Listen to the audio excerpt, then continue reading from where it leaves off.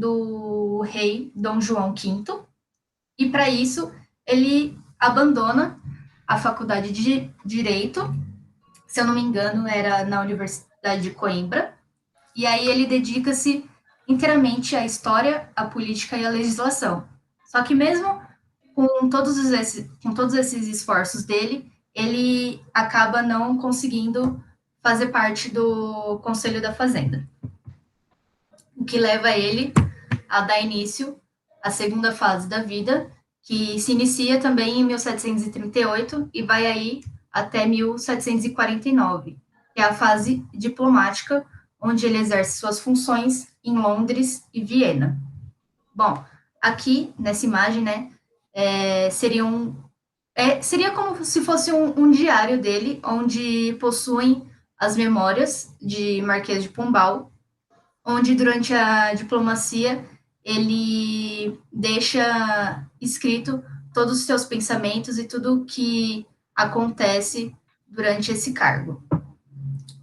Finalizando, né, em 1749, ele passa para a terceira fase, e talvez a fase mais importante da vida dele, que se inicia em 1750 e vai a 1777, que é a fase governativa, onde ali ele começa a alcançar, né, os objetivos dele, que era fazer parte do governo português, e aí ele consegue compor, né, entrar ali na política durante o reinado de Dom José I. No início, ele não tem tanto destaque, só que em 1755, a cidade de Lisboa fica destruída pelo fato de acontecer um terremoto. E aí ele decide que ele vai reconstruir a cidade. E isso dá muita visibilidade para ele, e Dom José I acaba ficando meio que admirado pela postura dele e o nomeia o primeiro-ministro de Portugal. A cidade leva aí por volta de 4 anos para ficar completamente reconstruída, e isso em 1759, né, quando ele já deixa a cidade aí novinha em folha, ele ganha o título de Conde de Oeiras. Vale ressaltar que, a partir daqui, ele já vinha em mente, né, tudo que ele ia implantar, tudo que ele ia fazer durante esse cargo de primeiro-ministro. Então, as reformas, por mais que elas venham a acontecer em 1769, ele já estava com ela toda no papel, ele já teorizava tudo o que ele ia fazer. Então, 10 anos depois, né, 1769, ele ganha o título de Marquês de Pombal devido à implantação dessas reformas. A reforma nada mais são, né, do que as reformas, uma série de reformas implantadas pelo Marquês, onde ele tinha por objetivo tornar Portugal independente, né, economicamente falando, da Inglaterra, porque a Inglaterra ela tinha muito poder dentro da política e da economia. E ele tentava se desvincular ali, porém acabou que ele não conseguiu. E, além disso, ele queria modernizar a administração pública do país e a economia também. Ele visava muito a colônia brasileira, tanto que mais para frente ele cria as companhias para produção agrícola. As reformas implantadas, elas geram uma mudança dentro da política, da administração e economia do país, na cultura e na educação. Na parte administrativa e econômica, ele cria companhias, né, visando o lucro, e na parte cultural e educacional, ele vem substituindo a Companhia de Jesus. Ele não acreditava no método de ensino deles. Então, ele troca o método jesuíta pelo pensamento pedagógico de escolas públicas e laicas, porque ele tinha uma visão pragmática do ensino científico. Ele queria seguir o pensamento da época. Então, tá aqui, né, só reformulando.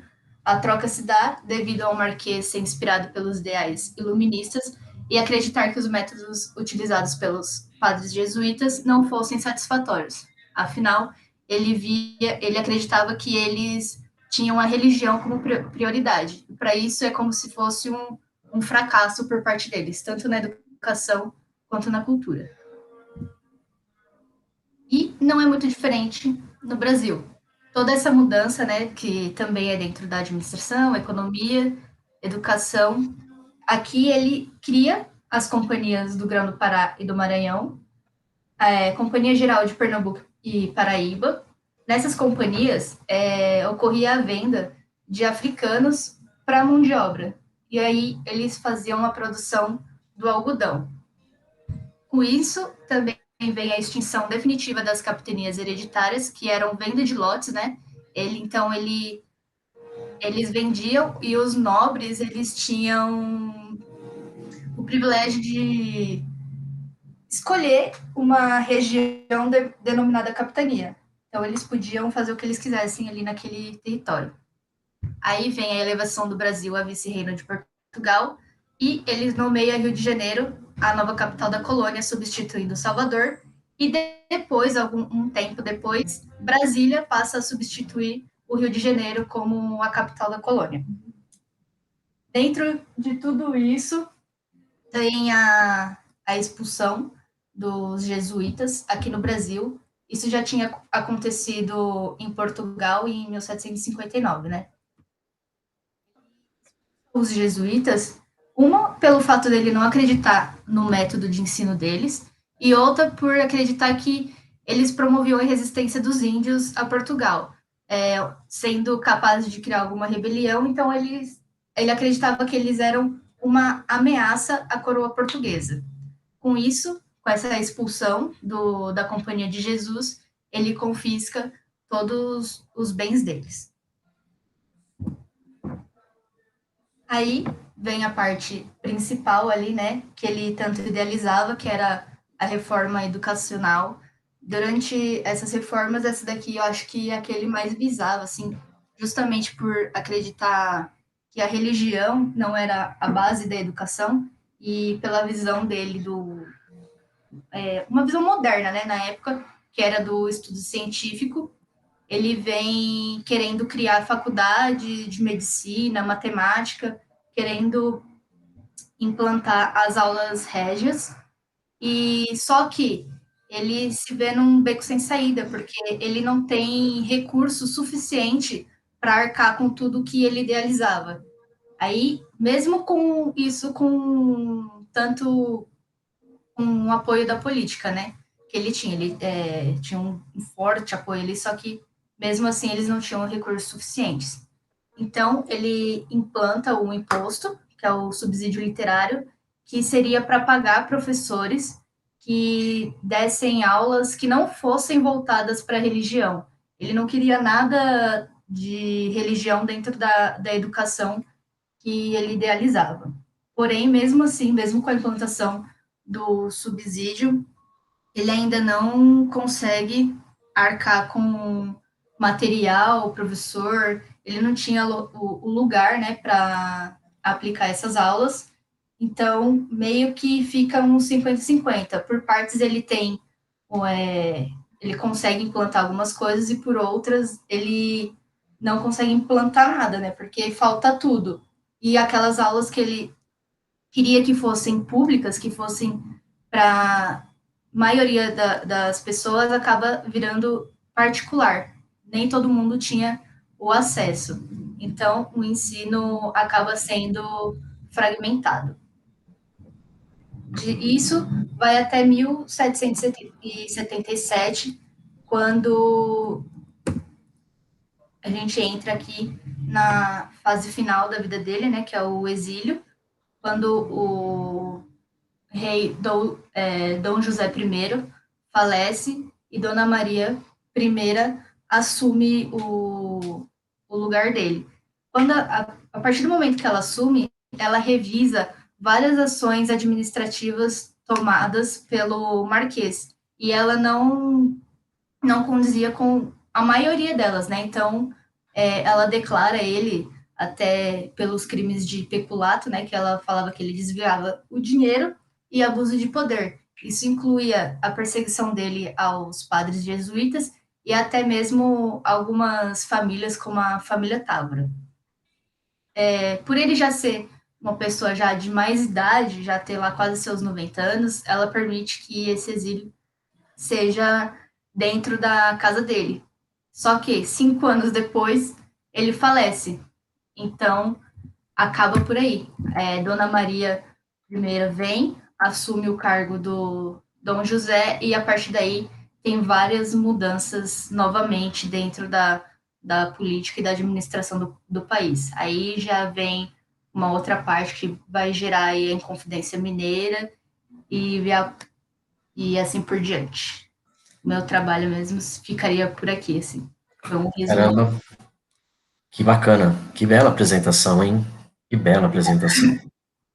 Você É, fez um apanhado eu fiz bem mais legal, isso.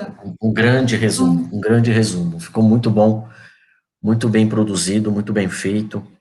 E se você me permitir, eu vou. Ela explica muito bem, né? Ela explica muito bem. Vou pedir para você deixar essa tela, Dani, se você não se importar. Se você quiser deixa. deixar a tela só para ilustrar aqui a fala. Eu vou complementar com um foco mais voltado para a educação, principalmente esse finalzinho que você pegou, porque assim, não dá para dissociar a imagem do Marquês da própria história do Brasil, né? Não tem como, não tem como. E isso vai se passar necessariamente pelas ideias de quem gerou tudo isso, né? Como é que o Marquês de Pombal pensava? Tanto ele quanto o governo dele, que a gente pode falar que foi um governo controverso, eles permanecem motivo de polêmica até hoje. E Uhum, se a gente for para além do mito, fica aí o debate do que ele fez ao longo de décadas, né? Tanto na é, parte ideológica quanto na parte de reforma e principalmente com relação, como você falou aí no final do abuso de poder, né? A forma autoritária com que ele se colocava. Então, sim. para vários historiadores e para vários estudiosos dessa época, alguns até citam ele como um déspota mesmo, um cara que não media nada para atingir o que ele precisava. E alguns consideravam ele até uma espécie de tirano, tá? Sim, E assim, o contexto que você deu, dá para a gente ter uma ideia do que era o Brasil na época, um Brasil em que os padres assumiam todo o a base poder escolar. e a Aham, base de educação, né, de ter que lidar com os índios, de catequizar os índios, e isso gerou problema, né, cara? Isso gerou um grande desconforto para os portugueses.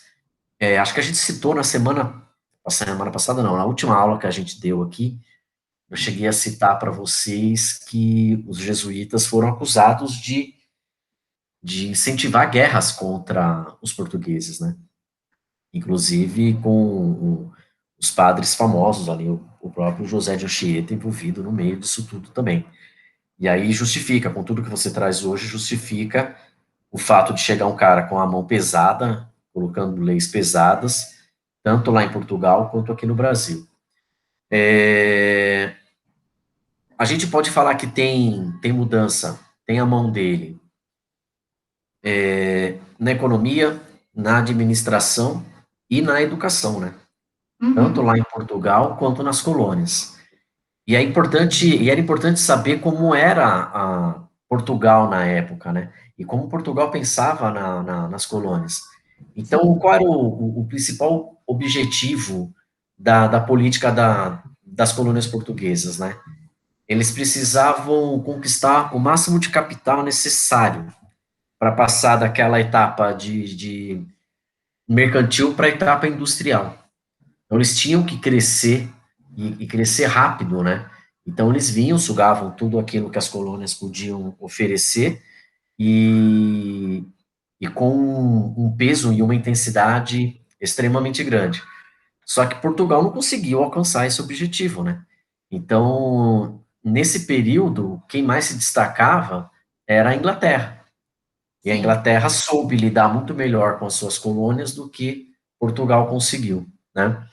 Aham. Alguns historiadores falam assim, que com o Tratado de Methuen, que aconteceu em 1703, que foi firmado com a Inglaterra, que já era um país inserido no capitalismo industrial, e aí eu só preciso depois pegar a Revolução Industrial, o período de Revolução Industrial que aconteceu, para a gente casar com essas datas aí.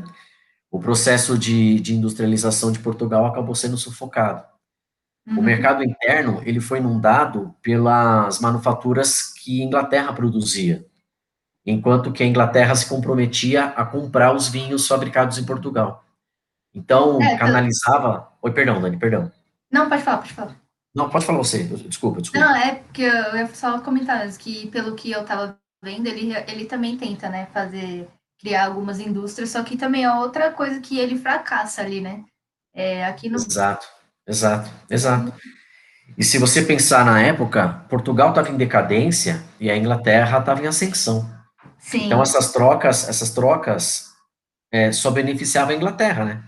Porque Aham. financeiramente a Inglaterra recebia mais do que ela tinha que pagar pelos vinhos portugueses, por exemplo, né?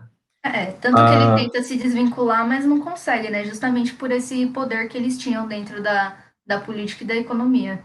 Exato, exato, exato. Então, Portugal ele continuava um país pobre. Ele não Uhum. tinha capital, ele quase era despovoado, uma lavoura decadente pela falta de braços que a trabalhassem, pelas relações de caráter feudal que ainda existiam, e era dirigida por um rei absoluto, né? Uma nobreza totalmente arruinada, quase sem terra e sem fonte de renda, onde se salientava uma burguesia mercantil rica, mas politicamente fraca. E essa burguesia ela era preocupada apenas em importar e vender para o estrangeiro as especiarias e escravos e viver do luxo e de ostentação. Isso era Portugal. A gente consegue ver esses retratos de Portugal muito nos nossos livros de história, ou mesmo eu não sei se vocês visitaram o Museu do Ipiranga em algum momento ou não? Sim. Conseguiram pegar ele aberto? Você pegou, Hanna, ele aberto já? O que eu Se mais Hanna. visito é museu, professor. Minha irmã ama. Toda viagem que a gente faz, uma vez a gente foi pro Ceará, ela fez a gente no museu. Ah, é muito bom, né? Bom, eu vou falar das cidades históricas uma hora para vocês aí, que eu me decepcionei. Não sei se a Hanna respondeu aqui no chat ou não, não deu para ver. Eu apaguei meu chat aqui. A Hanna visitou também, visitou também. Cadê? Aqui, achei. É, se vocês visitam o museu do Ipiranga, você fala, não é possível, cara, como era luxuoso, né? Como era rico. E se a gente parar para pensar, é muito da própria ostentação mesmo, né, cara? Porque no entorno, no resto do país, as coisas não estavam bem assim, não. Teve uma palavra, ô Dani, que você usou aí na apresentação que eu achei muito, muito legal, que me lembrou muito, cadê, cara? Ver se eu acho no trecho que você usou aqui. Você falou dos governos atuais. Deixa eu voltar aqui nos slides que estão à parte aqui para mim. Tá um pouco mais para cima. Quer ver? Eu vou descobrir aqui. A frase que você usou que eu achei fabulosa. Ah,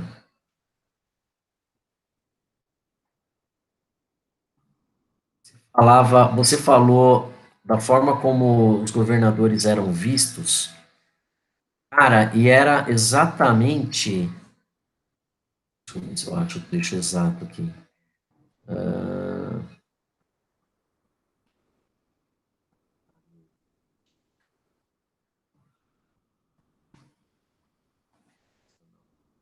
Cara, você usou uma expressão que eu vi exatamente o que acontece com os governos atuais.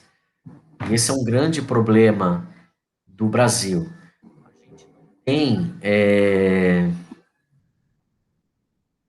era alguma coisa a ver com dinheiro, com as reformas, o Estado assumiu diretamente cobrando um imposto chamado subsídio, era nesse trecho mesmo, devia Ah, do haver de... subsídio literário?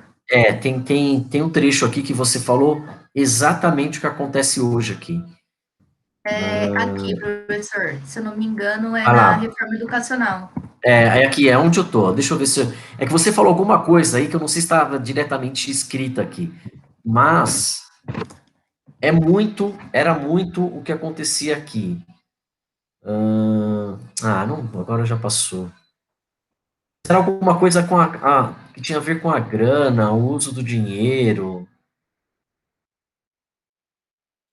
botar a experiência no prático. Aqui a parte que ele precisou colocar o imposto, porque, e mesmo assim não era suficiente para fazer, né, com que acontecesse o que ele estava idealizando. É mais ou menos isso, mas no final das contas, o que que acontece? Ele acaba cobrando para educar. Uhum. Não é bem isso, não era bem isso, Dani. Foi uma coisa muito perfeita que você falou ali no meio, e que me trouxe muito para os dias de hoje. Eu pensei no Dória, inclusive, como governador, e pensando em termos de educação, mas é que eu não quis te interromper na hora, aí eu acabei perdendo. Mas tudo bem. Você está falando da fragmentação do acesso às aulas?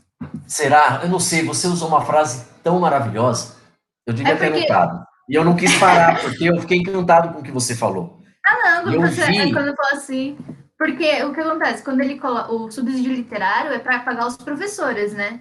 sim, mas assim, E ele aí cobra, né? Ele cobra pela educação, ele ele acaba cobra, cobrando, né? E porque era para o ser que os, uma coisa para todo mundo, só que aí é, as aulas avulsas, né, era para ser de todos, só que acaba que viram particulares. é, ó, sobre a reforma, Fragmentação, né? É o que acontece hoje, digamos assim. é, mas você falou tão perfeito, é que eu não quis te parar, você tava num ritmo bacana, e é péssimo quando você tá num ritmo legal e alguém vai lá e corta. Ah, Então, eu falei, não. eu não quis cortar, porque tava bacana, mas a sua frase, eu não vou lembrar agora, mas a sua frase foi perfeita. Ela traduzia exatamente a forma de pensar dos governantes de hoje. Então, Olha, até eu fiquei curiosa agora. eu vou ter que voltar na gravação, tá na gravação. Eu vou pegar o momento exato e depois a gente discute. Mas era assim, Ah, ó. beleza. Você viu que eu comecei a gravação durante a sua apresentação, né? Que eu não coloquei ali no comecinho, um azar de quem não assistiu. No começo, estava muito Nem vi, bom. professor. Com esse negócio aberto que a gente não vê nada. Então, eu não quis atrapalhar, tá vendo? Deixei você quietinho aí. Então é assim, a ideia qual era? A gente tá olhando para o nosso país em movimentos cíclicos, sabe?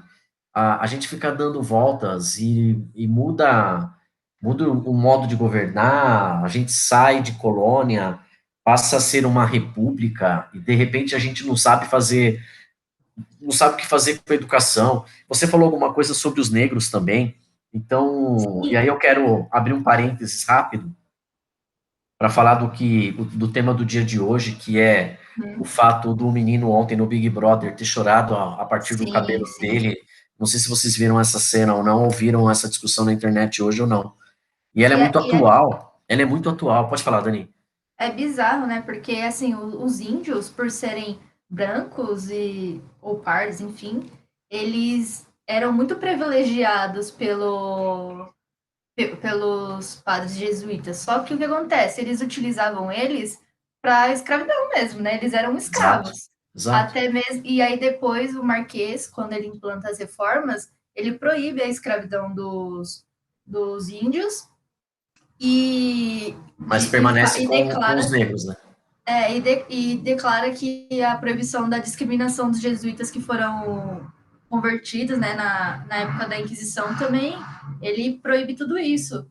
Só que mesmo assim, né, os africanos acabam sendo Exato, de lados e continuam sendo escravizados. Tanto que aqui na colônia brasileira, eles eram vendidos justamente para ter mão de obra.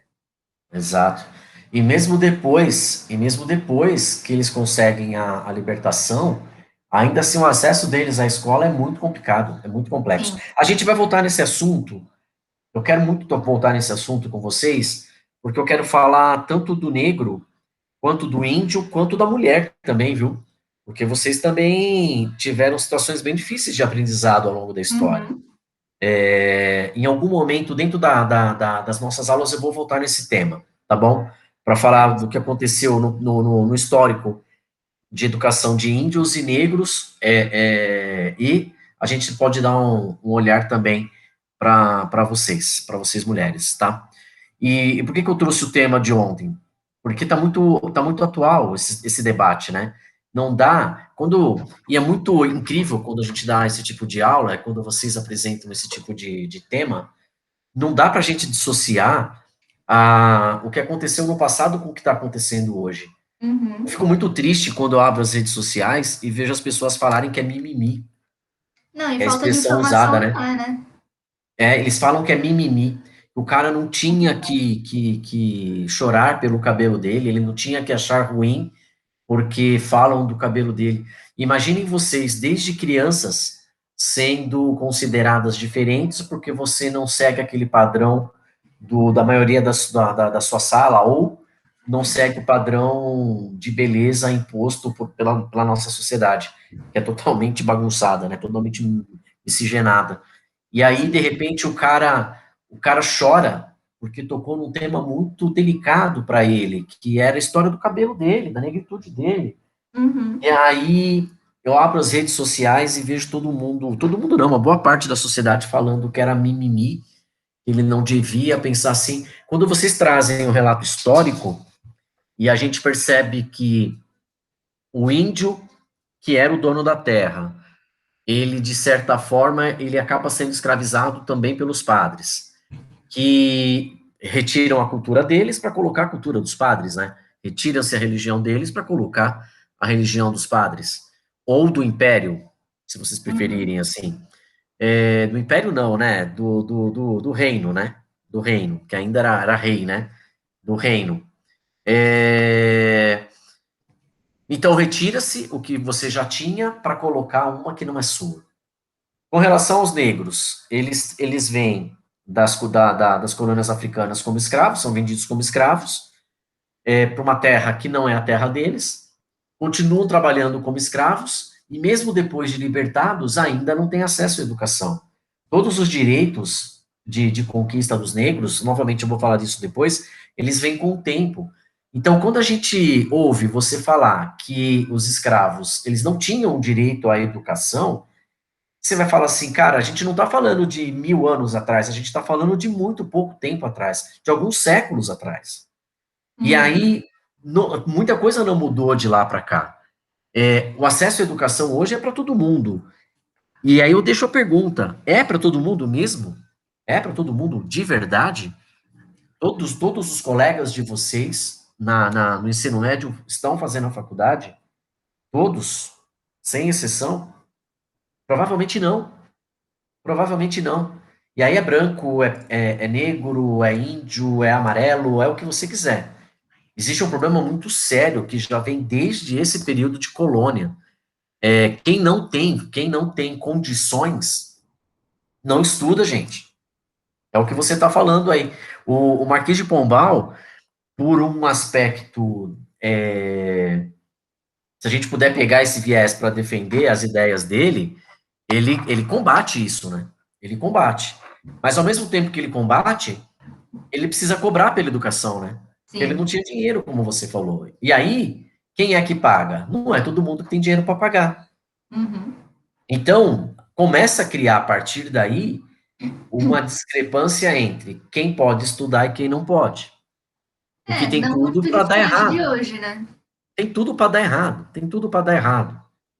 Tudo para dar errado. É, Deixa eu voltar um pouco aqui para a gente falar desse Portugal nessa época, então.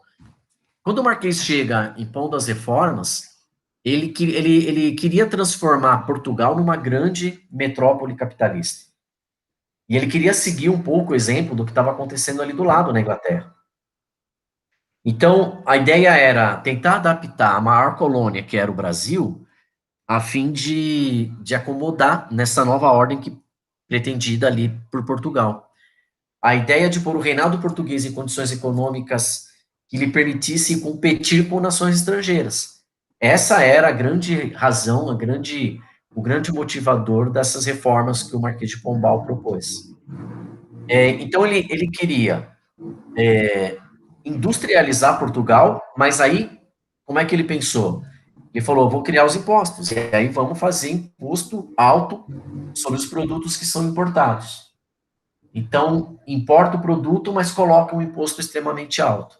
Ele funda a Companhia dos Vinhos do Douro, que monopolizou a comercialização de vinhos em Portugal, e aí prejudicou a nobreza, que produzia vinhos em suas quintas. As quintas eram as pequenas fazendas ali, onde eles cultivavam as...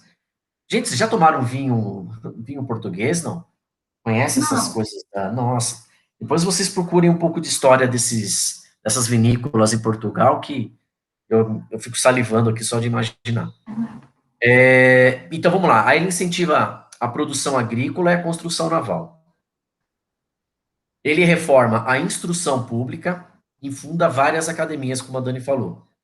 Ele confia a reorganização do exército português ao conde de Schaumburg-Lippe, que era um militar alemão. Ele acaba com a distinção entre cristãos novos e cristãos velhos, que era aquela coisa imposta pela igreja no período de Inquisição, né? Ela transformava as pessoas vindas de outras religiões em cristãos novos. Eu não sei se vocês já ouviram essa expressão ou não. Acho que eu me lembro disso da minha época de escola. sim, sim. O recém-convertido ao cristianismo era o chamado cristão novo. E aí, o exemplo mais conhecido dessas reformas, dessas ações reformadoras aí, está justamente no que a Dani expôs hoje, que foi a expulsão dos jesuítas de Portugal e de todos os seus domínios. Uhum. Em relação à colônia, o Pombal ele procurou organizar melhor a exploração das riquezas do Brasil, porque dessa forma ele aumentaria os ganhos de Portugal que eram necessários para alcançar esses objetivos que ele queria, que era melhorar a economia portuguesa. Ele criou, então, 2 companhias de comércio, que a Dani citou, a do Grão-Pará e Maranhão, e a do Pernambuco e Paraíba, que era para financiar a produção de açúcar, café e algodão, e depois Uhum. comercializar os produtos. O algodão era exportado para a Inglaterra e para as indústrias criadas em Portugal. Ele incentiva, então, a indústria de construção naval, com a criação de estaleiros e de laticínios de anil e de conchonilha. Eu não sei o que é a conchonilha. É um inseto, professor. Né? Se você pegar, acho que Nesquik ou alguma gelatina, tem lá que vem a coloração vermelha desse trem aí. Ah, você é da química, né? Então falou com as pessoas certas. Ó, com relação à Aprendi mineração na farmácia. da farmácia, Aham, ó, na aula de com alimento. boa, boa. Tá vendo? A gente aprende. Com relação à mineração, ele aboliu o imposto do quinto, que era o pagamento ao rei da quinta parte de toda a produção do ouro. Vocês já viram falar dessa história dos quintos? E aí vem aquela expressão quintos dos infernos. Pô, isso é legal pra caramba. Já viram essa expressão, quintos dos infernos? Sim. De onde vem essa expressão? A, quem produzia o ouro era obrigado a pagar a quinta parte para o rei. Então, 20% da produção do ouro ia para o rei. Então, era cobrado um imposto chamado quinto. E daí vem a expressão quintos dos infernos, porque era daí que se retirava o valor de quem produzia. Simplesmente um quinto do que se produzia tinha que ir para o rei, tá? Então, ele aboliu esse imposto e substituiu por um imposto chamado avença, que era uma cobrança fixa de 100 arrobas. Ele suprimiu o regime de contrato para exploração de diamante, criando a real extração, e para melhor controlar a exportação do ouro e dos diamantes, ele mudou, você falou, ele mudou a capital de Salvador para o Rio de Janeiro, que era o porto de onde saíam esses metais preciosos. Então, tem toda uma questão política, né? As coisas não aconteceram aleatoriamente, né? Ele criou um tribunal da relação nessa nova capital e juntas de justiça em todas as capitanias. as capitanias hereditárias que ainda pertenciam a particulares foram compradas pela coroa durante o governo do Marquês, tá? Em 1753, ele extingue a escravidão dos índios no Maranhão. Não sei se você falou disso. Se eu estiver repetindo, você me perdoa. Em 1753, ele extingue a escravidão dos índios no Maranhão, onde ela era mais comum do que no restante da colônia. Em 1755, ele proclama a libertação dos indígenas em todo o Brasil, indo ao mesmo tempo contra os proprietários de escravos índios e os jesuítas, que dirigiam a vida das comunidades indígenas nas missões. E após ter expulsado os jesuítas de Portugal, ele obriga também a sair do Brasil em 1760. Então, ele proíbe a discriminação aos índios e elabora uma lei favorecendo o casamento entre eles e portugueses. E, finalmente, ele cria o Diretório dos Índios para substituir os jesuítas na administração dessas missões. Caramba! Tem um historiador chamado Maxwell, ele fala assim, que o Pombal ele não agia por intenção, mas pelas opções determinadas pela posição de Portugal no sistema de Estado mercantilista desse século XVIII, né? No caso da expulsão dos jesuítas, o que ele pretendia era suprimir de vez o domínio da religião sobre a fronteira. Então, ele arrebenta com uma boa parte da igreja nesse tempo, né? Até que depois a Dani chega falando da Dona Maria I, que devolve tudo isso, muito provavelmente, né, Dani? Aí sou eu pensando aqui, ela fazendo tudo isso sobre influência da igreja também, né? Porque a igreja não estava nada feliz com ele. Vou beber uma água aqui, Dani. Dani e Hanna, perdão. Bom, o objetivo, então, qual era? O objetivo do Pombal? Era que os índios, então, fossem libertados de tutela religiosa e eles se miscigenassem, se misturassem ali para segurar um crescimento populacional que permitia o controle do interior nas fronteiras. Na verdade, ele não acreditava na imigração europeia que pudesse cumprir essa tarefa. Era mais fácil transformar os nossos em europeus. A expressão usada era europeizar quem estava nas colônias. Então, para ele, o afastamento dos jesuítas dessa região significava assegurar o futuro da América Portuguesa, através desse povoamento estratégico. O interesse do Estado acabou entrando em choque com a política de proteção dos jesuítas para com os índios e melindrou as relações com Pombal, né? Tendo este fato entrado para a história como uma grande rivalidade entre as ideias iluministas aí que você citou e a educação da base religiosa jesuítica. O que mais? Acho que a gente já pode ir lá para o final aqui.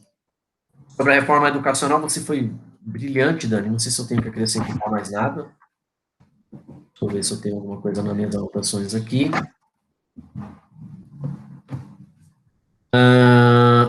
Para o Brasil, a expulsão dos jesuítas significou, entre outras coisas, a destruição do único sistema de ensino existente no país.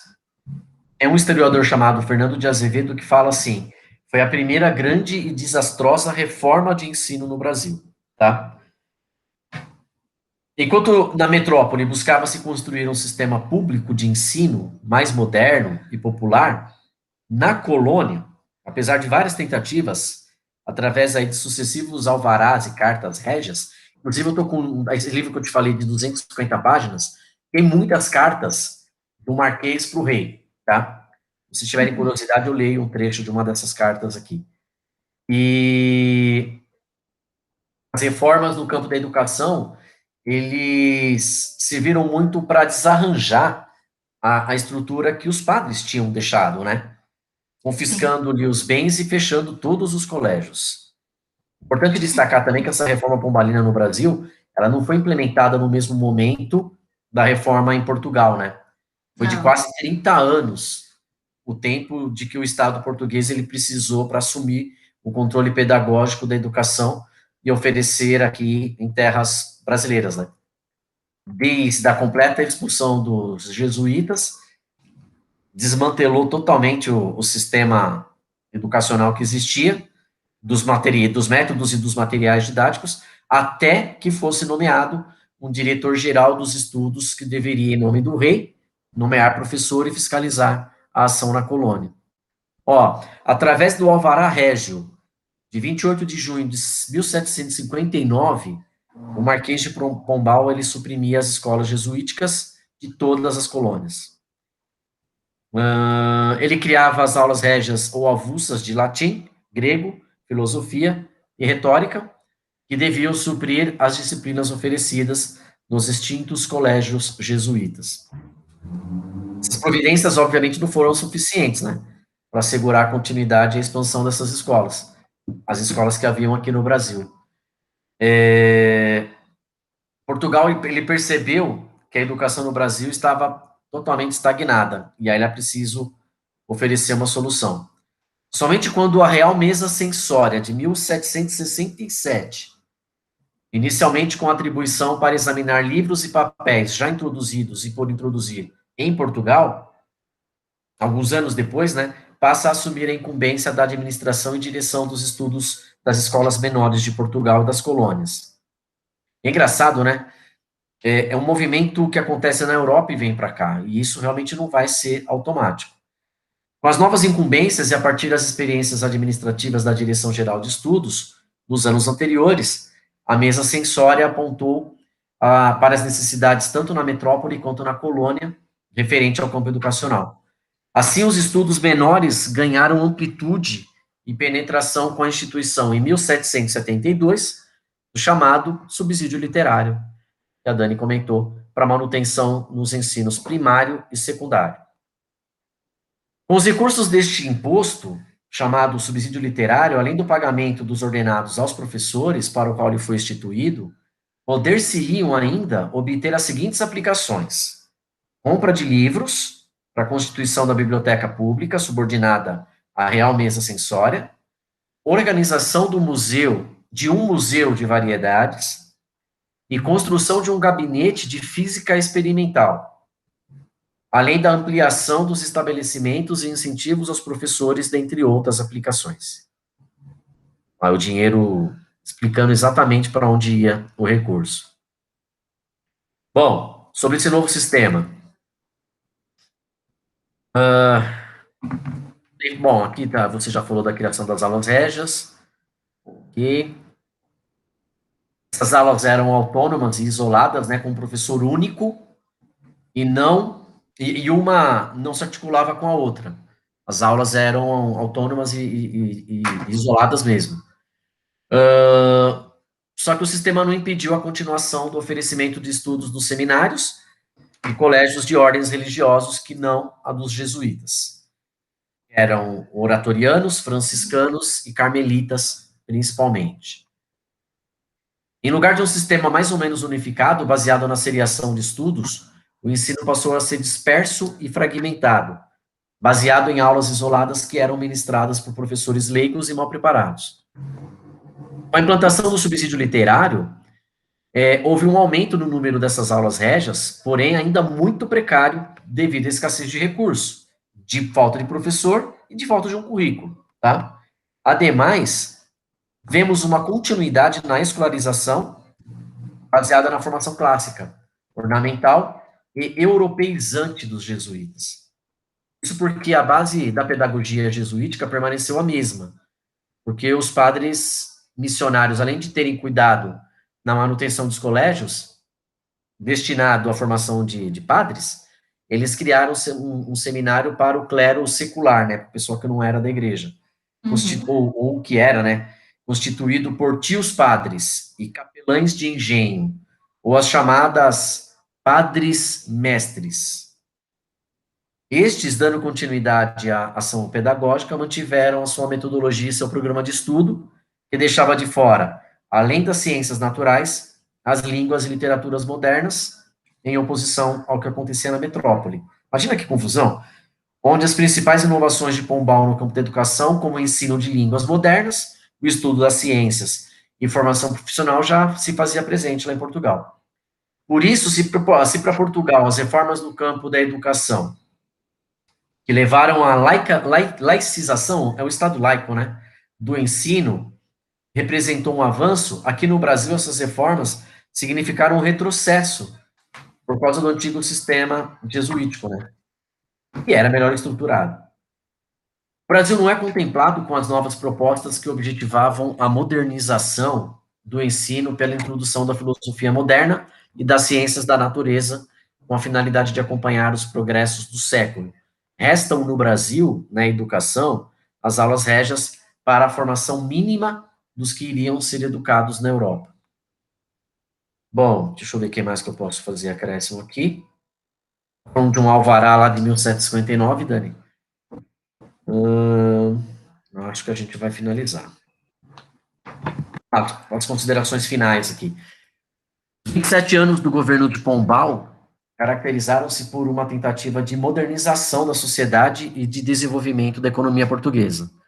A peculiaridade de Portugal nessa época foi a coincidência do iluminismo com a luta do Estado português para voltar a ser grande nação da época dos descobrimentos, por meio do fortalecimento do reino e do rei, né?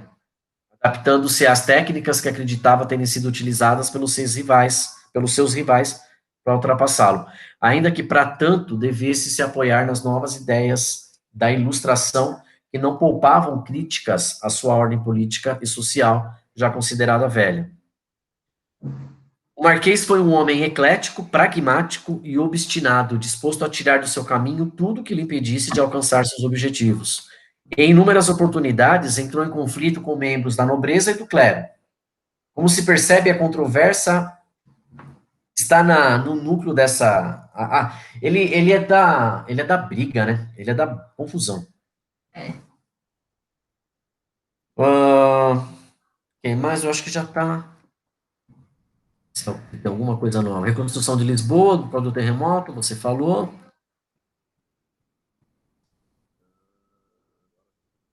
Sobre as perspectivas, já foi. Falamos de iluminismo.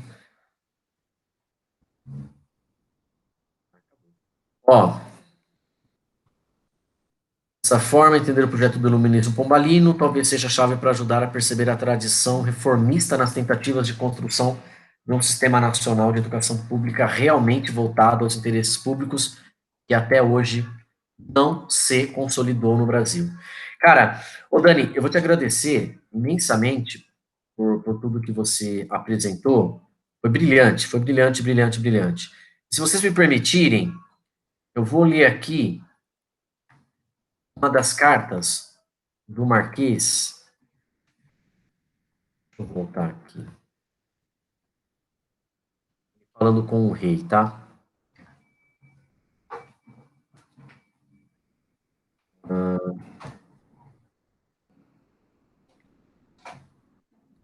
Tem uma aqui da época que ele era conde de Oeiras ainda. Sim. Posso ler uma aqui, ó, de 14 de abril, olha, desse mês, de 1769. Pode. Pode ser? Pode. Ó, chama Carta Quarta, tá? Ilustríssimo e excelentíssimo senhor. 1. Reservei para esta quarta carta as instruções pertencentes aos meios e modos com que Sua Majestade tem ordenado que os capitães generais do Rio de Janeiro e São Paulo se devem conduzir em causa comum a respeito dos nossos infestos vizinhos castelhanos, que hoje são, segunda vez, infestos, como sucessores dos jesuítas, depois que os expulsaram, porque a importância e delicadeza desse negócio requerem, por sua natureza, que ele seja tratado com separação de todos os outros que pudessem confundir as verdadeiras e específicas ideias que dele devo dar a Vossa Excelência. Só um parênteses aqui, ó. Ele, dele e que mais que eu li aqui estão com acento circunflexo. Acento circunflexo no ele e no dele. Ok? Certo. É certo que, ao tempo da aclamação do senhor rei Dom João IV, se achavam os vassalos desta coroa na posse de todas, ao todas também tem acento, circunflexo, de todas as costas e sertões que jazem ao sul do Rio de Janeiro, desde as capitanias do mesmo Rio e São Paulo até a margem setentrional do Rio da Prata, onde, no novo governo do senhor rei Dom Pedro II, se erigiu a nova colônia debaixo da invocação do Santíssimo Sacramento, da qual fomos desalojados pelos castelhanos na era de 1705 e mandados restituir na de 1715 pelos artigos 5º e 6º do Tratado de Utrecht.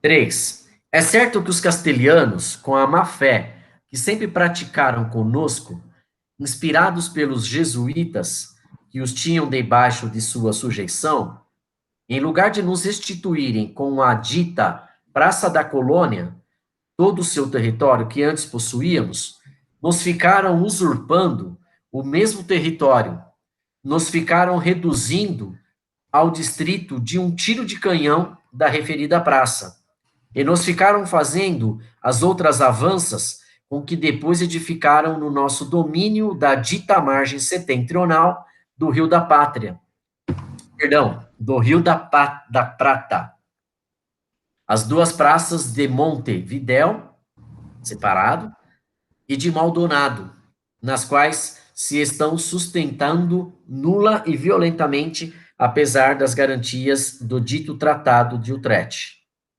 4. É certo que, ao mesmo tempo, foram os referidos castelhanos, abre parênteses, ou os jesuítas, que eram os que então obravam no efeito e na realidade, fecha parênteses, avançando colônias de índios e estância por todo o interior do sertão da capitania de São Paulo, com o claro projeto de se avançarem até as nossas Minas Gerais e de nos acharmos com eles de portas adentro, quando menos talvez os esperássemos.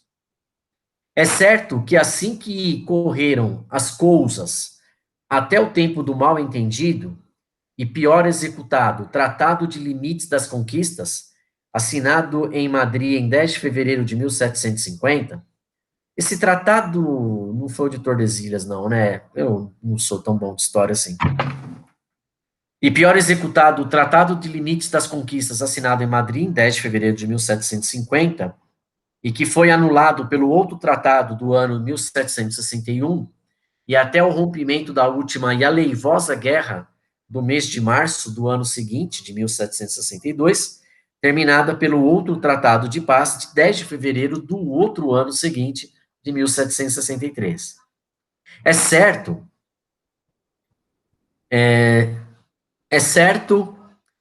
tem uns rodapés aqui que não vai nem valer a pena parar para ler agora aqui.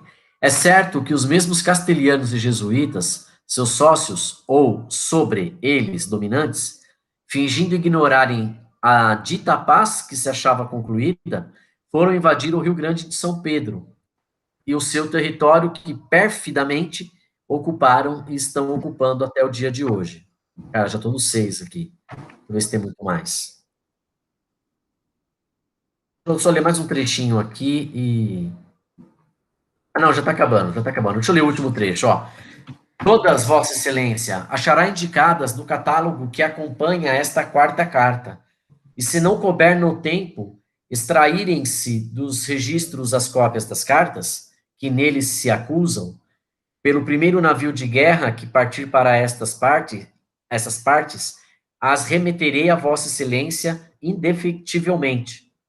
Porque, sem uma cabal noção delas, não poderá Vossa Excelência formar deste gravíssimo negócio o claro juízo que lhe é necessário para conduzir os importantíssimos interesses que esta coroa tem na resistência aos castelhanos e na expugnação deles, quando possível for, dos portos e sertões meridionais ou do sul do estado do Brasil. Deus guarde a Vossa Excelência, Palácio de Nossa Senhora da Ajuda, em 14 de abril de 1769, Conde de Oeiras, senhor Marquês do Lavradio. Que legal, né? Que da hora ler uma carta dessa época. E aí depois vem o catálogo das coisas que ele mandou aqui. Cara, é um livro de 251 páginas aqui, com várias dessas cartas do Marquês de Pombal. Que bacana, né, mano? Que bacana, que bacana, que bacana. Sim. Nessa época, Conde de É bem Oeiras. interessante, né? Ah, é muito legal. Uma puta viagem na história. Dá um cheiro de poeira danado, né? Eu que tenho rinite, Professor, começo a espirrar. Oi, aquela parte é do Tratado de Tordesilhas mesmo. era, né? E é Era. engraçado que eles dividiram o Brasil, né? Por esse Tratado de Tordesilhas. Então, uma parte ficou. Você deve estar com o mapa aí, né, Dani? Uma parte ficou com o Espanha, né? E a outra Uhum. parte com Portugal. É, caraca, América Latina, América do Sul, né? Ela se ferrou toda, né? De um lado eram os espanhóis levando toda a riqueza, também acabando com todas as civilizações que existiam aqui, do outro lado os portugueses levando tudo quanto era riqueza que a gente tinha, não tinha como dar certo. E aí, às vezes, a gente se pergunta como seria se a gente fosse colônia inglesa, né? Como seria se nós fôssemos colônia inglesa? E aí, sei lá, vocês podiam usar a Índia como exemplo para mostrar que deu muito errado lá por muito tempo também, né? Sei lá. Bom, Dani, eu acho que eu nem vou colocar pergunta extra para ninguém dessa vez, porque eu acho que eu não vou colocar pergunta para quem não está aqui hoje, gente. Infelizmente, eu não vou. Já está me deixando um pouco chateado essa história de ter que ver quem sobra, né? Então, eu tenho Uhum. Nayara, Dani, Juliane e a Juiciele. A Nayara e a Juiciele não estão presentes aqui por algum motivo. Então, não, acho que eu vou deixar lá assim. Eu não consigo não pensar na galera. E aí, se as meninas quiserem, elas vão assistir essa gravação. Sim. Ô, É, Hanna, o arquivo tá lá também, qualquer coisa. tá no fórum, né? Tá logo abaixo Uhum. do da Nayara. Hanna, eu preciso. Eu sei, Joyce. É que só tá falando a Juliane aqui. Ô, Hanna, fala pra mim.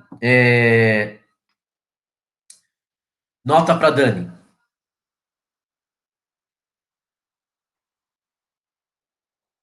Deixa eu pegar abrir o chat dela aqui. Dá nota pra 5, que é o máximo, também. Também daria. Quais são as outras notas que ficaram faltando? A minha, né? Bom, a minha eu não vou dar, não. Vai ser 0.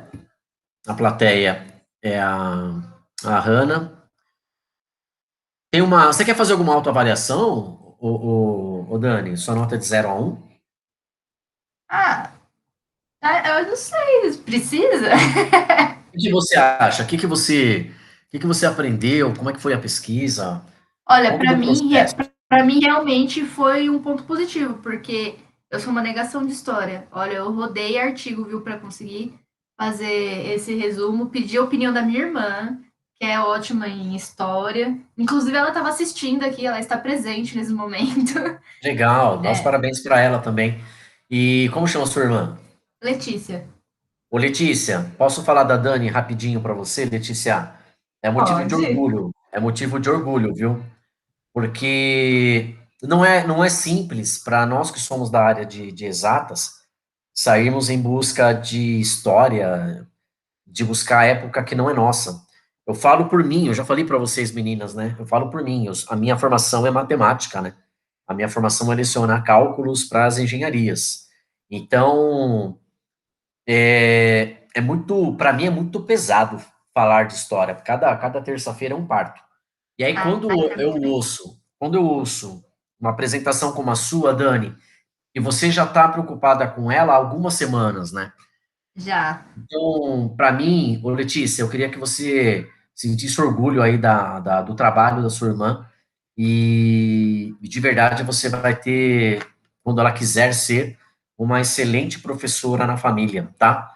Não sei se tem Com mais professores na certeza. família ou não, mas com Tem sim. certeza, tem sim, né? Com certeza a Dani será uma dessas melhores professoras aí da família também, tá? Motivo de Obrigada. orgulho e obrigado pela sua participação, Letícia, na leitura, na apresentação dela. Eu fico muito contente dessa força que você está dando aí. Obrigado, de verdade. Imagina, achei super bacana. Inclusive, o senhor domina muito bem a matéria para quem é formado em matemática, viu? Cara, eu não domino nada, absolutamente nada disso. Vai por mim. Vai por mim. Foi muito bom mesmo. Só agradecer a Hanna aqui, que eu tô lendo aqui também. Obrigada, viu, Hanna? Foi um pouquinho difícil aqui apresentar, mas deu certo. É, meu. Eu vim estudando no metrô. Ela treinou Olha aí, antes, Ana. olha aí. Isso é legal. Isso é legal. Ô, Dani, então, você acha que você teve um crescimento, dá para dizer que você teve um crescimento Sim, pessoal na execução da preparação do trabalho, é isso? sim, com certeza. Legal, muito bom. Outra coisa, acho que isso é para todo mundo, né? Vocês vão dominar muito, muito aquilo que vocês se prepararam para apresentar. Então, se alguém precisar falar do Marquês de Pombal na sala, é a Dani que vai responder. Ninguém mais sabe sobre o Marquês de Pombal, Dani. É só Aí você. também não, aí também não. Não, é sim, Não. é verdade, porque você se apropriou da história, né, para poder lecionar para a gente hoje aqui. E, cara, que apresentação bacana. Posso falar agora Obrigada. Posso falar dos slides? Você pode Pode sim. voltar os slides para mim? Pode voltar? Posso. Peraí Tem que algumas eu coisas bacanas aí. parei aqui. Você, não, peraí, que eu mostro aqui, eu mostro daqui. Não precisa se Ah, então preocupar, não, tá. eu mostro daqui. Ó, tá aqui já. Aqui. Ó, vê se aparece aí para vocês. Tá entrando. Olha Oi. lá. Oi? Ó, esse é seu slide. Sabe o que que eu gosto demais aqui nele? Eu gosto do fundo branco que você usou, para apresentação é bacana. A letra para o computador aqui também tá legal. Eu gosto muito desse primeiro slide aqui, do segundo slide, melhor dizendo. E aí eu só vou te dar uma dica. Se você Certo. quiser pro futuro, para suas aulas no futuro, você pode criar um índicezinho, um linkzinho aqui que te leva, te faz ir e voltar na apresentação, tá? Outra coisa, existe um outro programa de apresentação chamado Prezi. Eu vou escrever aqui no. Eu já escrevo. Chamado Prezi, que ele é muito interativo e muito mais interativo até do que o PowerPoint. Aí fica como dica para vocês também. Gostei demais das ilustrações que você trouxe. Enriquece muito, como eu falei na última apresentação. Então a gente consegue Sim. ver o Marquês de Pombal, a gente consegue ver o livro dele, provavelmente nessas memórias onde aparecem as cartas lá, régias que eu li para você, um trecho de uma delas. Eu gosto muito desse conjunto de cores. Eu sei que talvez seja do próprio Marquês, eu e o rapaz aqui. Talvez seja do próprio PowerPoint, mas você usou a cor da fã, velho. Não sei se você sabia ou não, mas você usou a cor da própria fã, que é esse laranja. Sabia? Olha, eu vou confessar que não, mas eu Ah coloquei lá. mais por causa da foto mesmo, né? Que essa foto é quando que eles ilustram quando a cidade de Lisboa é reconstruída por ele. Boa. E aí eu peguei e fiz essa ligação de cor, apenas isso. Boa, perfeito, perfeito. Gosto muito da escolha. E sem querer você caiu na cor que é a cor predominante na fã. Gostei muito do trecho histórico que você traz, a forma como você traz. E, cara, tá perfeito. Você trouxe as referências também, então, para quem quiser as referências, é só dar um Ctrl aqui em cima do link, e ele vai abrir, por exemplo, aqui, ó, vamos abrir um Cielo aqui. Não sei se vocês estão vendo ainda, acredito que sim. E aí ele abre os artigos, ou o artigo que foi citado. E aí vai uma dica, Hanna, para você que ainda vai apresentar. Eu também vou ter que pensar no período. Provavelmente a semana que vem eu não vou contar com a Juliane, tá, gente? Provavelmente não. Eu vou entrar no Império, eu vou continuar o período histórico sozinho na semana que vem. E aí eu vejo o que eu faço com a Juliane e com a Hanna, tá, Hanna? A gente já vai discutir. E vamos ver o que acontece com os nossos alunos, né? Talvez eu termine o semestre com vocês duas. É inacreditável. E para mim tá bom também. Tá bom também. Se ficar vocês duas, tá ótimo. Tá de bom tamanho. Já é bastante gente até. Mas eu gosto da companhia de vocês. E assim, Hanna, é nota máxima também. Não tem que discutir, não. Só quero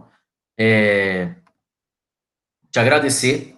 Agradecer a paciência que você teve de esperar o pessoal. Você estava um pouco tensa ali, a gente fica mesmo. E vou te falar, sem essa tensão no começo da aula, não não adianta. Se não der esse frio na barriga, a gente não está fazendo a coisa direito, tá? Pode ter certeza. Eu vou te dar exemplos meus. Quanto mais eu entro numa sala achando que está tudo dominado e sem preparação, É o momento que eu mais erro um exercício, um cálculozinho lá, quando você vai ver, você passou um sinal despercebido, porque você acabou não fazendo antes. Então, todo esse momento de tensão que antecede aí a apresentação é válido, tá? Significa que você está com todos os seus sentidos em alerta, tá bom? Quero te agradecer, quero agradecer a Hanna. Cara, eu vou falar na gravação aqui, Nayara, talvez você esteja assistindo agora, e Juliane também, talvez você esteja assistindo a gravação agora. Vou tentar subir ela hoje ainda, tá, gente? A Hanna tá falando alguma coisa aqui, você foi bem fluente sobre o assunto e ainda soube dominar a aula e conduziu com êxito. Você, para te dar nota, seria nota 1. Olha lá, já te deu nota máxima também. Eu também vou te dar nota máxima. Vamos deixar uma pergunta aberta lá no fórum? Pode ser? Vamos deixar uma pergunta aberta? Não sei o que eu quero perguntar. Deixa eu pensar. Eu já sei. Eu vou pegar o tema que a gente debateu agora no meio aqui. Vamos fazer isso juntos, ó. Vamos lá no fórum.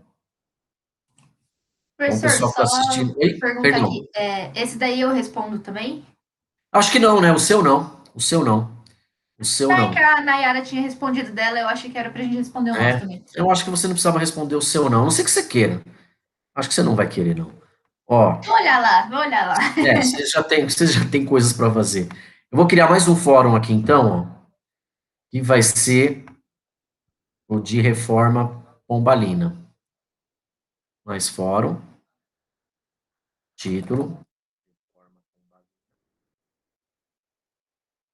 Ó, eu vou deixar uma pergunta aqui para a gente debater. Tem a ver com essa história do subsídio. Tem a ver com a história do subsídio, tá? Ele cria impostos para melhorar a educação. Só que ele destrói tudo que tinha sido feito pelos padres, ou quase não consegue destruir, e tenta impor as ideias dele. Isso gera um grande conflito, gera um grande problema que levou tempo para ser consertado. Mas a grande pergunta é a seguinte, ó. O que vocês pensam? Você pensa, vai. O que você pensa sobre ter que pagar para estudar? Estou fazendo essa pergunta numa faculdade particular, né? Vocês podem debater à vontade, tá? Eu vou deixar ele aberto, disponível a partir de agora. Hoje é 6, vai ser 20 horas, vai. Disponível a partir de 20h42, que é agora, 20h43. Eu vou deixá-lo disponível, sei lá, não precisa tanto tempo, né? Pode ser até o dia 13, semana que vem? É só para você entrar e emitir.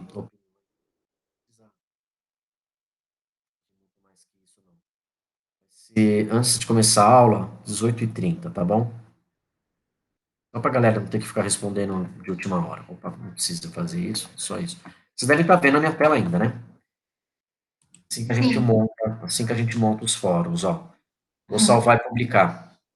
Vou deixar vocês escreverem, mas quer falar sobre isso, ô Dani?